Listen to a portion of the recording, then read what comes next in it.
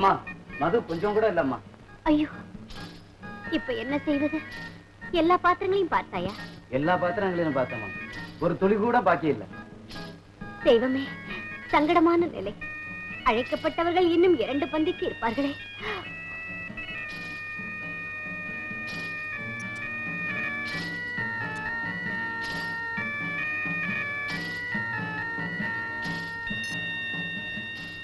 மகனே, இங்கே மதுரசம் தீர்ந்து விட்டதாம்.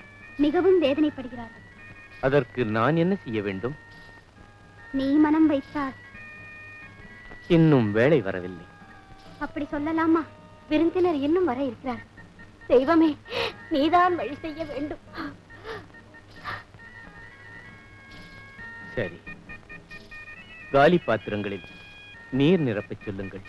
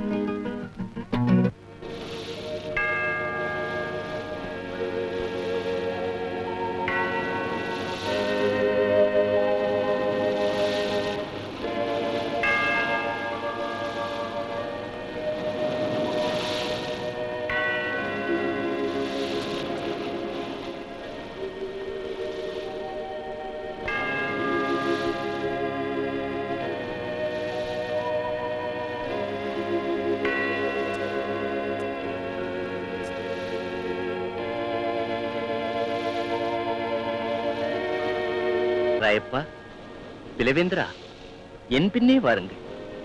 இனி மீன்களை அல்ல, மனிதரை சேகரிப்போர் ஆக்குகிறேன் உங்களை. என்னோடு வாருங்கள்.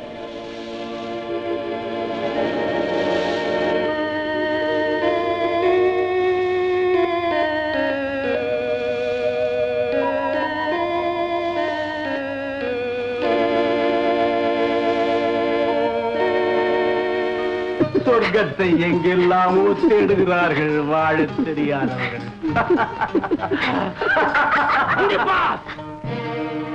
ஆட்சிமிக்க அரியாசனத்தை, மகிமை மிக்க மகுடத்தை களங்கப்படுத்தித்த கயவனே, உன் அண்ணனின் மனைவி அல்லவா இதோ நிற்கும் எரோதியா? இவள் பொருட்டுத்தானே உன் உடன் பிறந்தாரையே நீ சிறையிலைத்தாய். இதுவா தர்மம்? இதுவா அறிவுடைமை? இதுவா அரச நீதி? காம வெறியால் ரத்த பாசத்தையே அறுத்திட்ட மிருகமே, உனக்கு வரப்போகும் தண்டனையை நீ அருந்தாயில்லை.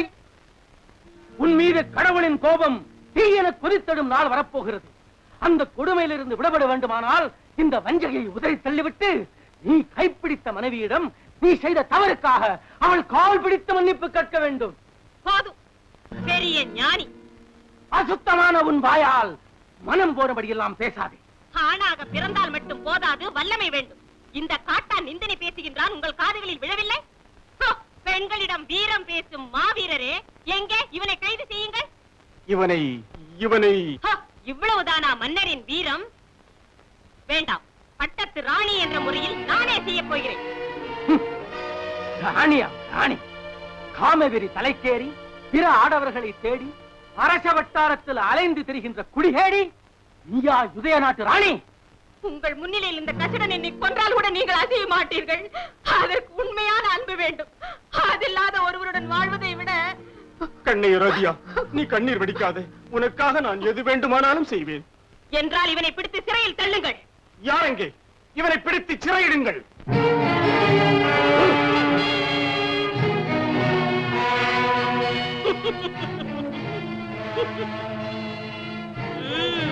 அரசை அவமதித்தால் அதன் விளைவு என்னவென்று உணர்ந்தாயா? அரசனாகட்டும், அவன் அவையாகட்டும், யுத்த களமாகட்டும், ரத்த காடாகட்டும், கட்டி முனையாகட்டும், இரும்பு செங்கலின் பிணைப்பாகட்டும், எந்த நேரத்திலும் எந்த நிலையிலும் கடவுள் வழி நடவுங்கள் என்ற குரல் ஓயாது கேட்கும். அக்னி குண்டத்திலும் பாவ அந்தகாரத்தின் பாதாள குழியிலும் அந்த நீதியின் குரல் ஓங்கியே ஒலிக்கும்.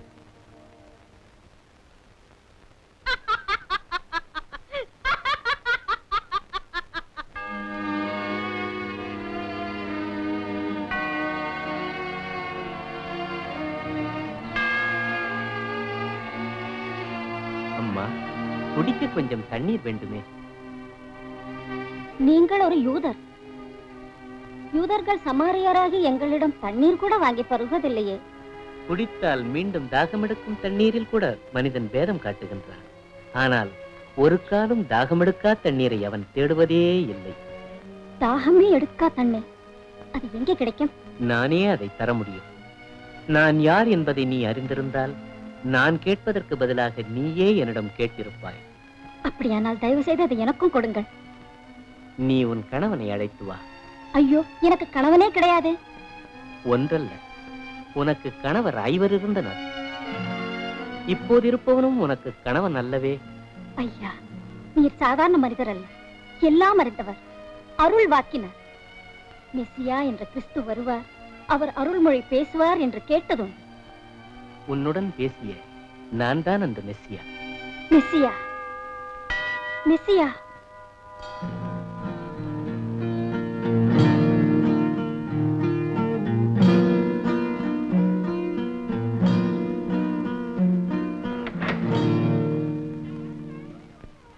யார்? அந்திப்பாஸ். என்ன வேண்டும் உனக்கு? தங்களுக்கு செய்த தவறுக்கு மன்னிப்பு கேட்க வந்தேன். மன்னிப்பு கேட்க வேண்டியது என்னிடம் அல்ல, மகேஸ்வரிடம். ஒருவன் மற்றொருவனுக்கு கேடு செய்யும் போது அவனை தண்டிப்பது ஆண்டவன். மதிகட்டு போன மன்னவன் இதை உணர்ந்து அதற்கான பரிகாரத்தை தேடு. பரிகாரம் செய்வதற்காகவே வந்திருக்கிறேன். சிறைச்சாலையிலிருந்து தங்களை தப்புவிக்க.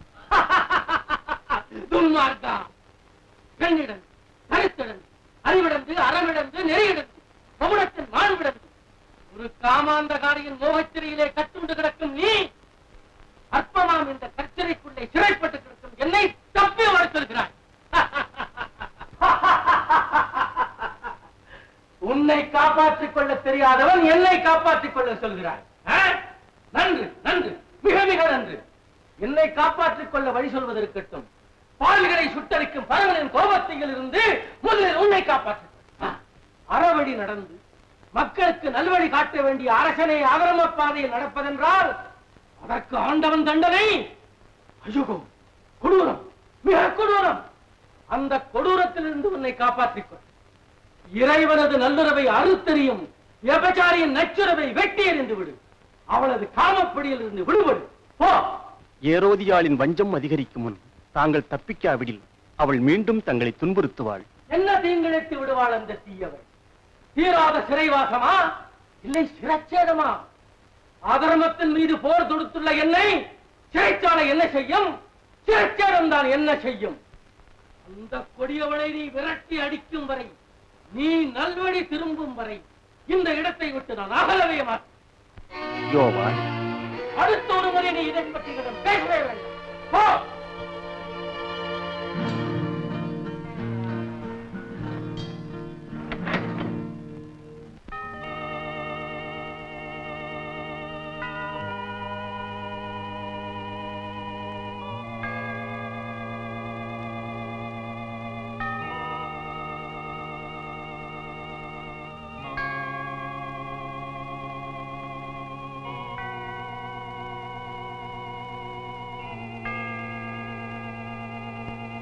ஆன்மீக எளிமையுடையோர் பேறு பெற்றோர், ஏனெனில் விண்ணரசு அவர்களுடையது.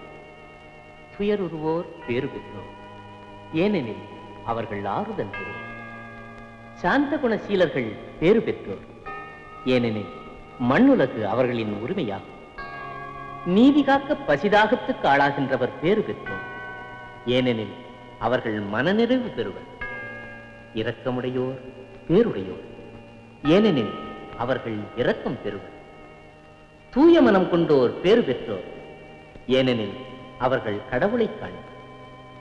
சமாதானம் செய்வோர் பேருடையோர், ஏனெனில் அவர்கள் இறைவனின் மக்கள் எனப்படுவர்.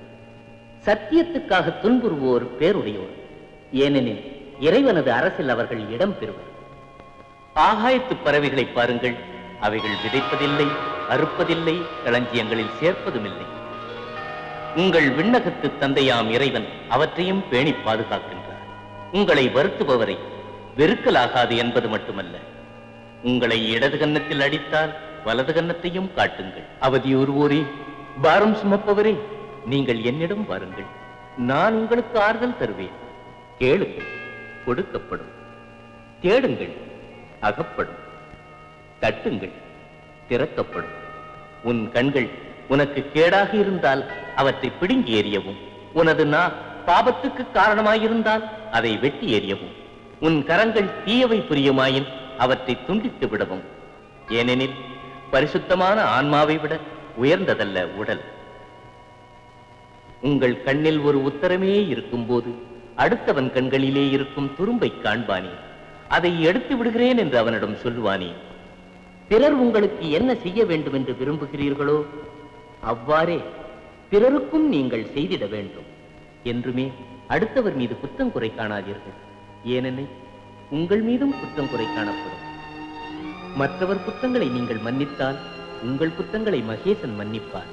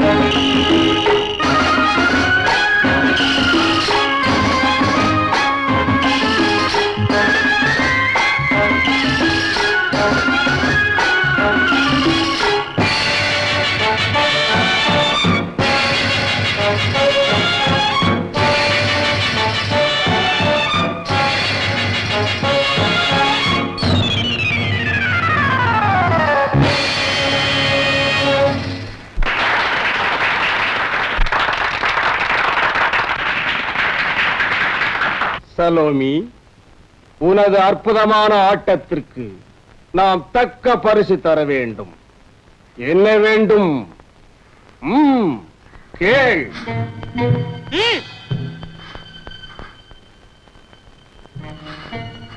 சும்மா கேளம்மா.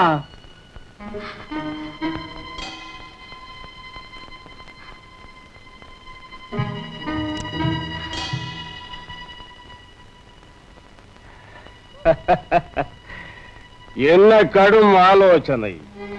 என்ன வேண்டும்? எனது ராஜ்யத்தில் பாதி தருகிறேன். வேண்டாம். பின்னர் ஒரு வெள்ளித்தட்டில். வெள்ளித்தட்டில் பொற்காசுகளோ? இல்லை. சொல்ல. காராகிரகத்தில் கிடக்கும் ஸ்நாபகரின் தலை. ஸ்நாபகருடைய தலையா? ஆமா. தங்களையும் என்னையும் நிந்தித்து தூற்றிய ஒரு ராஜ துரோகியை வதைத்து நீதி வழங்கும் மார்க்கந்தானே அவள் கேட்பது. பெரியோரே, மகாராஜாவின் வாக்குறுதியை நீங்களும் தான் கேட்டீர்கள். ஒரு அரசன் கொடுத்த வாக்கை அவமதித்தால் அது யுதேயா சிம்மாசனத்துக்கே களங்கம். வாக்குறுதி? நான் கொடுத்த வாக்குறுதி அட்டு இன்றி நிறைவேறும். ஆணை பிரபு, சிறைச்சாலையில் கிடக்கும் ஸ்நாபகனுடைய சிரசை வெட்டி ஒரு வெள்ளித்தட்டில் வைத்து சலோமிக்கு கொடு. காரியம் அத்துமீறி போச்சு. அந்த ஸ்நாபகன் ஒரு தெய்வ. உங்கள் விமர்சனம் தேவையில்லை. அவன் தெய்வ பிறவியாம்.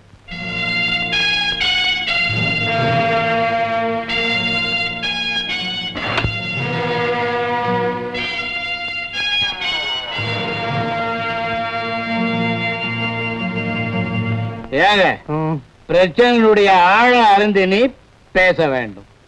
அந்த ஸ்நாபகன் மன்னரை மட்டுமா அவமானப்படுத்தினா அவரது பட்டு மகிழ்ச்சியும் சேர்த்துத்தானே. இப்போதுதான் எனக்கு விஷயமே விளக்கமா புரியுது. எனவே அந்த ஸ்நாபகனுடைய அவன் அப்பனுடைய அப்பனுக்கு அப்பனுடைய தலையும் வரணும்.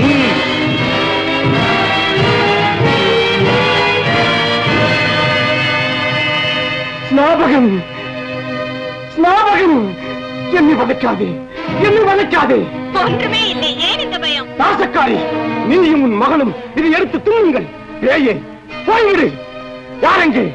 அரசே, இவளையும் இவள் மகளையும் இந்த நாட்டை விட்டே துரைத்து விடுங்கள். கொண்டு போங்கள்.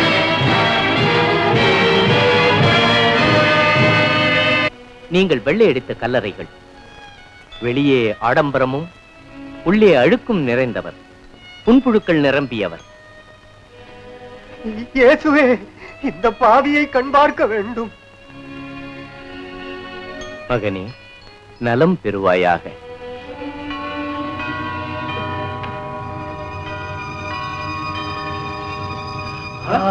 அதிசயமா இல்ல? இயேசுவே, ஓய்வு நாளான இன்று நோயாளிகளை சுகப்படுத்துவது சட்டவிரோதம்.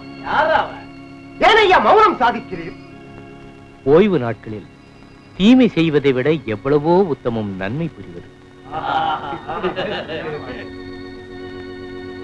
குருநாதா, தொடர்ந்து பல நாட்கள் உங்கள் ஞான மொழிகளை கேட்டுக்கொண்டே இருப்பதால் எல்லோரும் பசியோடு இருக்கிறார். உங்களிடம் என்ன உணவு இருக்கிறது? எங்களிடம் இல்லை. அந்த பையனிடம் 5 அப்பங்களும் 2 மீன்களும் இருக்கின்றன. கொண்டு வரட்டும்.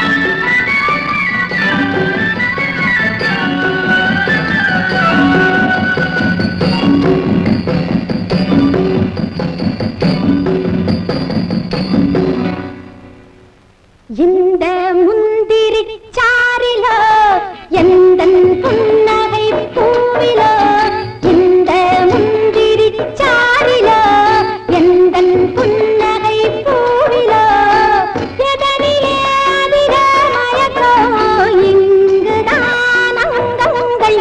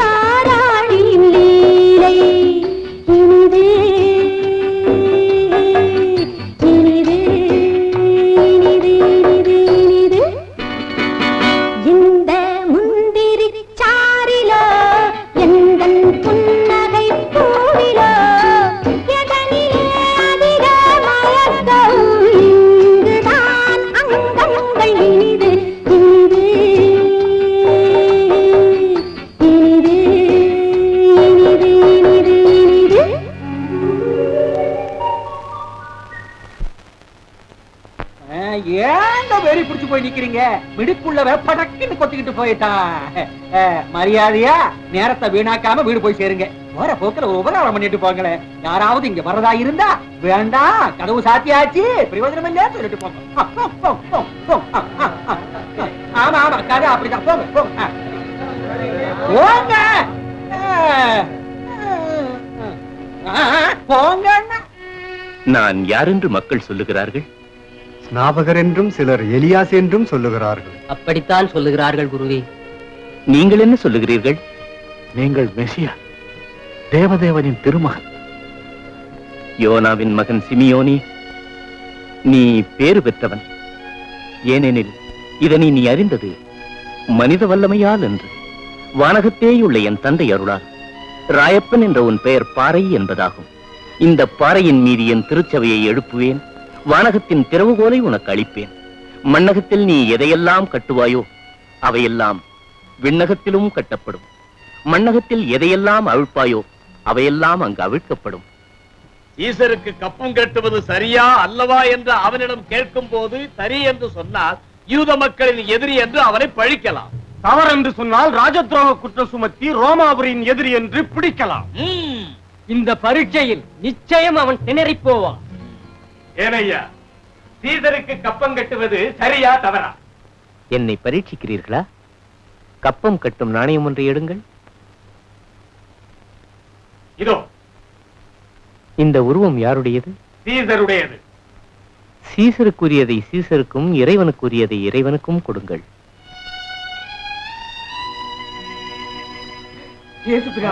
தேவதூஷணம், தேவதூஷணம். பாவத்தை மன்னிக்க தெய்வத்தை தவிர யாருக்கும் அதிகாரம் இல்லை. ஐயனே ஐயனே ஐயனே ஐயனே, குருடனான இந்த பாவியின் மீதும் கருணை காட்டுங்கள். உனது கண்கள் பார்வை பெறட்டும்.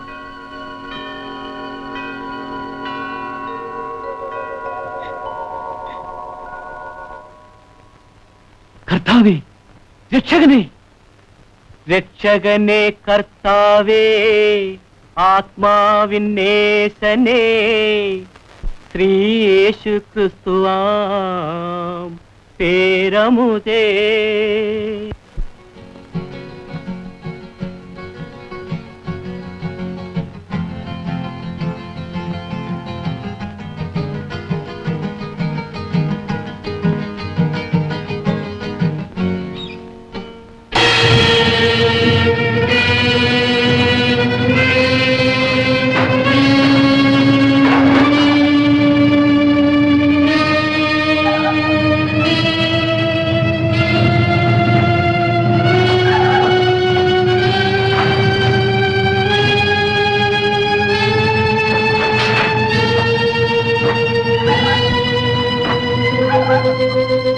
இது இறைவனை வழிபடும் திருக்கோயில், என் தந்தையின் புனித ஆலயம்.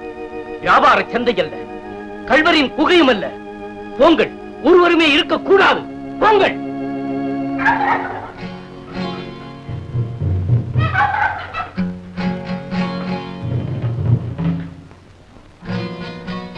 இவனுடைய அட்டகாசத்தை நாம் ஒழிக்க வேண்டும்.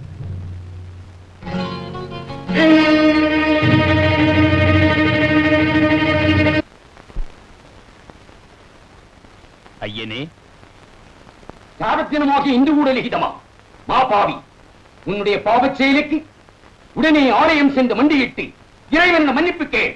ஜனாதரன் சங்க அங்கத்தினர் அனுப்பியது. என்ன, தலைமைச் சங்கம் அனுப்பியதா? அப்படியெனில் அது எனக்கு முன்னுமே சொல்ல வேண்டாமா? அவரில் 2 பேரை மட்டும் நாம் அழைத்ததாக சொல். அப்போ தேவாலயத்தில் பிராயச்சித்தம் செய்வது இப்போது அவசியமில்லை. இது ஒரு தனிப்பட்ட காரியமானதால் ஓய்வு நாளை அலட்சியம் செய்ததாக நாம் கருதவில்லை.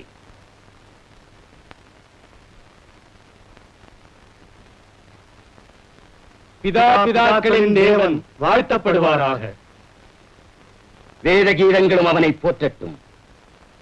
ஓய்வு நாளான இன்று தினம் பேசுதற்குரிய அத்தனை முக்கிய பிரச்சனை, அந்த இயேசு இந்த தேவாலயத்தில் நுழைந்து வியாபாரிகளை அடித்து விரட்டியும் புரோகிதர்களையும் மற்றவர்களையும் அவமதித்தும் அவனது சில நூதன வேதாந்தங்களை பிரச்சாரம் செய்துள்ளான். என்ன, ஒரு தச்சனுடைய மகனுக்கு அத்தனை துணிச்சலா? தேவாலயத்தில் அனாச்சாரங்கள் நடப்பதாயின் அதற்கான அதிகாரம் அவனுக்கு எங்கிருந்து வந்தது? அது நமக்கே உரியது, புரோகிதராகிய நாம். ஆகட்டும், தைப்பாஸ் அறிவாரா? நாங்கள் எல்லாம் விவரமாக சொன்னோம்.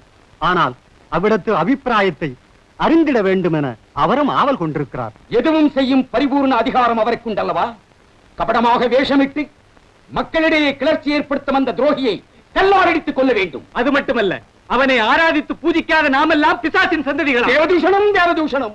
இறைவனால் தேர்ந்தெடுக்கப்பட்ட நாமெல்லாம் பிசாசின் சந்ததிகளா? தேவதூஷணம், தேவதூஷணம் சொல்ல வேண்டுமே.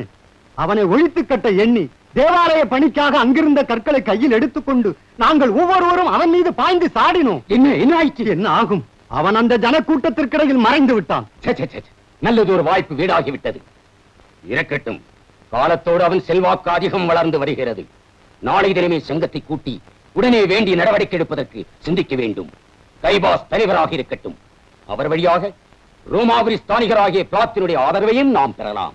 அற்புத செயல்களாலும் மற்றும் பலவிதங்களிலும் மக்கள் ஆதரவை பெற்றுள்ள அவனை பிடிக்கும் போது மக்கள் எதிர்ப்பு ஏற்பட்டு விட்டார். ஓ, அப்படி மக்கள் எழுந்து கிளர்ச்சி செய்தால் அவர்களை அடித்து ஒழிக்க சைன்யங்கள் உதவியை பணம் கொடுத்து நாம் பெறலாம். வேண்டுமாயின் ஏரோதினுடைய ஆதரவையும் நாம் நாட வேண்டும். தேவாலயத்தில் குவிந்துள்ள பணம் இந்த நல்ல காரியத்துக்கு கை நிறைய செலவு செய்யலாம். ஆமாம், கை நிறைய செலவு செய்யலாமே, வீணாக குவிந்து கிடக்கிறது. இந்த ஓய்வு தினமாயிற்று. யோசனைகள் கூட செய்யக்கூடாது. எல்லாம் நாளை. நாம் புனித நாளை அலட்சியம் செய்வதற்காக இறைவனிடம் மன்னிப்பு கேட்கலாம். யாரவன் அந்த வெறியை பற்றி பார்வதி? அது குருடனாக இருந்த மற்றொரு வெறியன். யாரெங்கே? அடியேன். நமது அரண்மனையை அவமதித்து பாட்டு பாடுகின்ற அந்த வீணனை பிடித்துக் கொண்டு வா. பிரார்த்தனை செய்வோம்.